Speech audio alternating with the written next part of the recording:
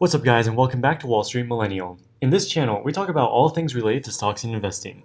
If you haven't been living under a rock, you will know that Bitcoin's meteoric rise was one of the biggest stories of 2020. Cryptocurrency was the best performing asset class of the year, and Bitcoin increased in value by more than 350% and achieved a market cap of almost $700 billion. This has literally created hundreds of billions of dollars of wealth for people who had the foresight to buy in early. But the insane move in Bitcoin price has led to heartbreak for many would-be millionaires who forgot their account passwords or otherwise cannot access the Bitcoin that they mined many years ago. When Bitcoin was first created in 2009, it was little known and most people thought it was just a gimmick. For the first few years, its price stuck below $1. Furthermore, Bitcoin mining was only in its early stages, so it was viable to mine Bitcoin just using a laptop. As it turns out, there are many people that mined a few Bitcoins in the early 2010s and didn't think much of it because it was only worth a few dollars. Over the years, many of them forgot their Bitcoin wallet passwords. Now that their Bitcoin is worth millions, they're pulling their hair out as they just lost a life-changing amount of money. One of the most gut-wrenching cases of this tragedy is a UK man who accidentally threw away a hard drive containing keys to 7,500 Bitcoins in 2013. At Bitcoin's current price, that is worth about $270 million. He is now trying to convince the city to let him excavate the local dump to find his hard drive. James Howell is an IT worker living in Newport, a small city in Wales. He started mining Bitcoin in 2009, the same year as it was released and when it was worth almost nothing. He mined the Bitcoin only using a personal computer. But what exactly is Bitcoin mining and how was he able to mine so many of them? Whenever a Bitcoin is transacted, a miner must verify the transaction to make sure it is legitimate and prevent fraud such as double spending, where they copy the digital token and send the same one to multiple people. To make sure a transaction is legitimate and not fraudulent, the miner must use computationally intensive methods to determine a unique hash code to verify the transaction. The miners are compensated for their efforts by receiving a newly created Bitcoin. You might be thinking, if this guy could mine 7,500 Bitcoins back in 2009, why doesn't he just start his computer back up and mine them again today? The problem is that the more miners there are, the more difficult it is to mine a Bitcoin. Miners are compensated once they verify 1 megabyte worth of transactions, but to verify a transaction, you don't just have to come up with the correct hash number. You have to be the first Bitcoin miner to find it. So Bitcoin miners are competing with each other to be the first one to solve the mathematical formula and verify the transaction before anyone else can. Back in 2009, when James was mining the Bitcoin, there was very little competition in the mining space. With Bitcoin only being worth a few cents, it wasn't worth investing tens of thousands of dollars on Bitcoin mining rigs just to make a few Bitcoins. So it was possible to compete in the mining space just by using a personal computer. These days, with each Bitcoin being worth more than $30,000, there has been significant investment into Bitcoin mining operations. For example, as shown by TechVision, this Bitcoin farm in Iceland invested tens of millions of dollars into specialized computers to build a sprawling Bitcoin operation. The link to the TechVision video is in the description below, and I highly recommend you check it out.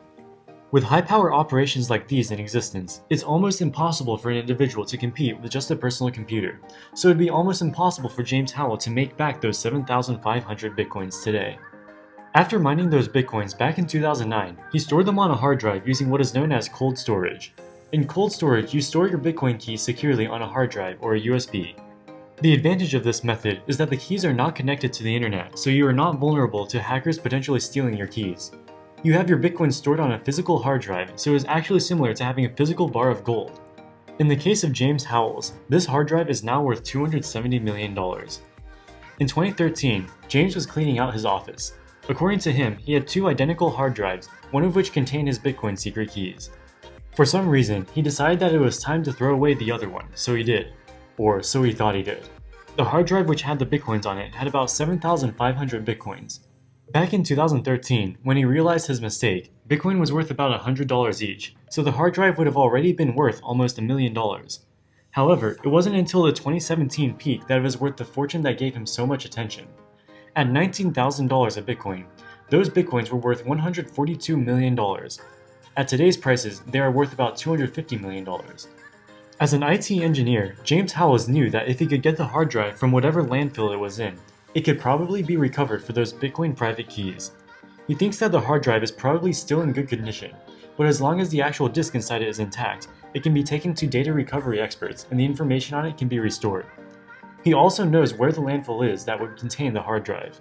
After discovering his mistake, he visited the dump to see if it would be possible to find it. When he got there, he realized that the dump was much bigger than he thought.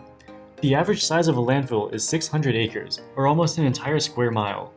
With the size of a hard drive being something you can hold in your hand, and most likely being buried under multiple feet of trash, it was clear that it would be not possible to find it by searching the whole area. However, he says he believes he knows a way to solve that issue. He has figured out the general area of where the hard drive would be based on something he refers to as a quote grid reference system. Of course, digging even a small portion of a landfill would pose difficult safety and environmental concerns. Because of these issues, James Howell has been unable to obtain permission to carry on with the excavation. A spokeswoman for the Newport City Council, the location of the dump site, told CNN that the city had been, quote, contacted a number of times since 2013 about the possibility of retrieving a piece of the IT hardware said to contain Bitcoins. She said that the council had not refused the offer, but unfortunately was not permitted to excavate the site. This is due to the licensing permit to the landfill and the environmental concerns around any potential excavation. According to the city, the cost of safely digging up the site, properly treating the waste, and storing it again could be in the hundreds of millions of dollars. There are many potential hazards associated with landfills. Aside from the visual appearance of landfills, many of which are near populated areas, odors coming from rotting organic material in a landfill can become a major issue for neighboring areas. Disrupting landfills that have been sitting in the open for years can lead to groundwater contamination as trash decomposes and chemicals seep into the ground.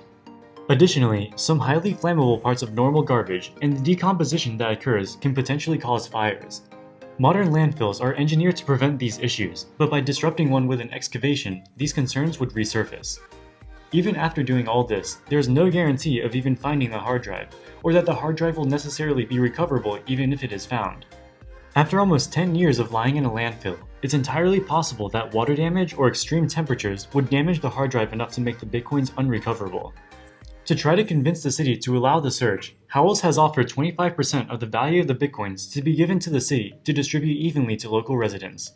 Newport has a population of about 316,000 people, so that would mean about $239 to each person. He has also secured backing from investors who would put up the funding for the mining operation in return for 50% of the Bitcoins on the hard drive. That leaves Howells with 25% of the Bitcoins that he originally mined and threw away. Due to the recent spike in Bitcoin price, he is trying once again to convince the city to allow him to excavate. He admits that they have already rejected his offer to give the city and its residents 25% of the Bitcoins, but complains that they have not even agreed to hear his plan of action. He says he has a way to address the environmental concerns of the project, but the city has not even agreed to meet face-to-face to discuss and has instead just said no every time. This is a truly heartbreaking loss for James. With $270 million, he could have bought this private island, plus something like 70 or 80 Bugatti Chirons. Instead, his 5 seconds of carelessness has him stuck in a 9-to-5 job with the rest of us. Alright guys, that wraps it up for this video. If you have any thoughts on this story or Bitcoin in general, let us know in the comments section below. As always, thank you so much for watching. Wall Street Millennial, signing out.